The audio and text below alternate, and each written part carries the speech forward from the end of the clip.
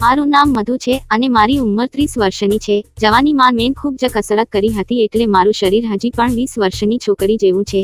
મને સુંદરતા જન્મથી જ મળી હતી। જ્યારે મારા લગ્ન નહોતા થયા ત્યારે મારા 2 બોયફ્રેન્ડ હતા, પણ પછી મારા લગ્ન થઈ ગયા। મારા પતિનું નામ વિકાસ છે। હું મારા પતિ સાથે સુરતમાં રહેતી હતી। હું જે ઘરમાં રહેતી હતી તેના ઉપરના રૂમમાં મારા જેઠનો પરિવાર રહેતો। મારા જેઠનો એક છોકરો હતો, તેનું નામ કૈલાશ હતું। કૈલાશ કોલેજ કરી રહ્યો હતો।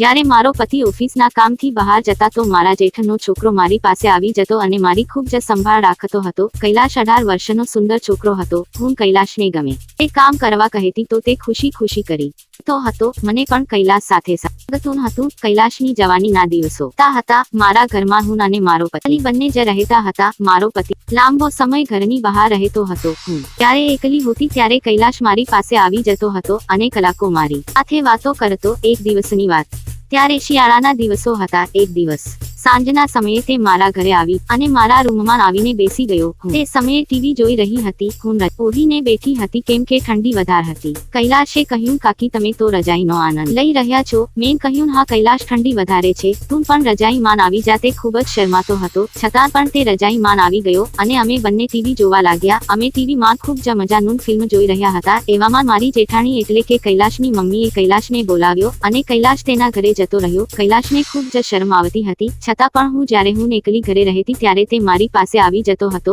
અને રાતના પણ તે મારા ઘરે જ સૂઈ જતો હતો। હવે મારા પતિને કામ વધારે હોવાના કારણે તેઓ ત્યાં જ રહેવા લાગ્યા અને હું એકલી ઘરે રહેવા લાગી। હવે કૈલાશ મારે ત્યાં રોજ રાતે સુવા આવી જતો હતો કેમ કે હું એકલી હતી। કૈલાશ કાકી કાકી કહીને મને ઘરનું કામ પણ કરાવતો હતો અને મારી સાથે પ્રેમભરી મીઠી વાતો પણ કરતો હતો। કૈલાશ સાથે રહેવામાં મને પણ મજા આવી રહી હતી। એક સમયની વાત છે, રાતનો સમય હતો, ઠંડો ઠંડો પવન ચાલુ હતો। એક રાતે જ્યારે કૈલાશ રાતમાં સુવા માટે આવ્યો તો તેણે મારી સાથે રાત વિતાવી લીધી। એવામાં બન્યું એવું હતું કે દિવસે કૈલાશ મારે ઘરે આવ્યો હતો ત્યારે હું બાથરૂમમાં નાઈ રહી હતી અને હું ટુવાલ લાવવો ભૂલી ગઈ હતી। મેં કૈલાશને ટુવાલ આપવા કહ્યું તો તે મને ટુવાલ આપવા માટે બાથરૂમમાં આવી ગયો એટલે તેણે મને જીલતા જોઈ લીધી હતી, પણ ફટાફટ દરવાજો બંધ કરીને તે જતો રહ્યો। હું જીલી રહ્યા પછી રૂમમાં આવીને જોયું તો કૈલાશ કાકી કાકી તેના મોઢાથી બોલી રહ્યો અને કાકી કાકી કરતો તેનો મોટો ઘરનો સામાન ઉપર નીચે કરી રહ્યો હતો। કૈલાશને જોઈને મને ખબર પડી ગઈ કે કૈલાશ મારી સાથે સુવા માંગે છે। તે દિવસે કૈલાશ મારા રૂમમાં તેનું પાણી કાઢીને ઘરે જતો રહ્યો, પણ રાત થતા તે આવ્યો તો મારી પણ તેની સાથે રાત વિતાવવાની ઈચ્છા થઈ ગઈ હતી કેમ કે મને પણ મજબૂત નાના પુરુષ વધારે પસંદ હતા। તે મારા રૂમ આવ્યો તે પહેલા હું મોબાઈલમાં ગંદી વિડીયો જોઈ રહી હતી। તે મારા રૂમમાં આવ્યો અને મારી પાસે બેડ ઉપર બેસી ગયો। તે થોડો શરમાઈ રહ્યો હતો।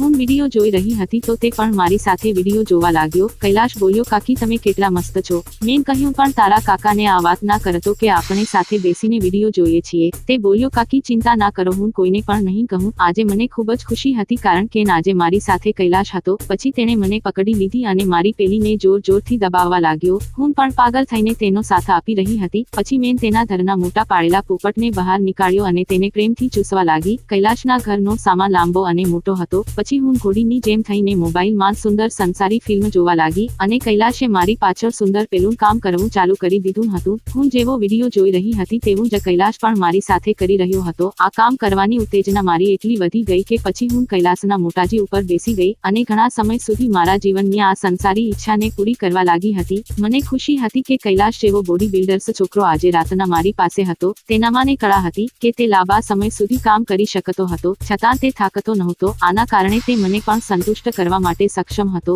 રાતના વાગ્યા હતા અને અમે આ કામ ચાલુ કરી દીધું હતું। 15 મિનિટ સુધી કૈલાશ કામ પૂરું કરવાનું નામ નહોતું લીધું અને એના જ કારણે હું કૈલાશને ખૂબ જ પ્રેમ કરવા લાગી હતી। ધીરે ધીરે પછી અમે બંને ઢીલા થયા અને બંનેનું દઈ એક થયું અને મને ખૂબ જ અનેરો આનંદ મળ્યો। કૈલાશ કાકી કાકી કરતો મને ખૂબ જ આનંદ આપતો હતો। તે રાત મારા અને કૈલાશના જ માટે એક યાદગાર રાત સાબિત થઈ હતી। જે રાતે મારા અને કૈલાશના વિચારો એક થયા અને એક અખંડ આનંદ મળ્યો। અમે રાતના સવારે 2 વાગે હું કાકી ભત્રીજો તું કામ કરીને સૂઈ ગયા, પણ હજી વાર્તા પૂરી થતી નથી। 2 વાગ્યે અમે સૂતા હતા અને 3 કલાક ઊંઘ લીધી એટલે સવારના 5 વાગ્યા હતા અને કૈલાશ સવારના વહેલો તેણે રાતના પડેલા ગાયના દૂધની ચા બનાવી અને મને જગાડી અમે બંને ચા પીધી। શિયાળાની સવારની રંગીન મોસમ હતી અને કૈલાશ મારી પાસે હતો। કૈલાશ આજે કામ કરવા માટે ખૂબ જ તૈયાર થઈને આવ્યો હોય એવી રીતે તે મને મારી સાથે પ્રેમ કરવા લાગ્યો। સવારના પુરુષોને કામ કરવાની આદત હોય છે। કૈલાશ પણ કાકી કાકી કરતો મને ખુશ કરવાની હંમેશા કોશિશ કરતો હતો। શિયાળાની સુંદર સવારને પણ અમે બંનેએ ખૂબ જ રોનક બનાવી દીધી અને પછી તો રોજ કૈલાશ ફુગાના પોકેટ ખાલી કરવા લાગ્યો। તો મિત્રો, આ હતી અમારી કહાની। વિડીયોને લાઈક કરી દો, સબસ્ક્રાઇબર જરૂરથી કરી દેજો। ધન્યવાદ।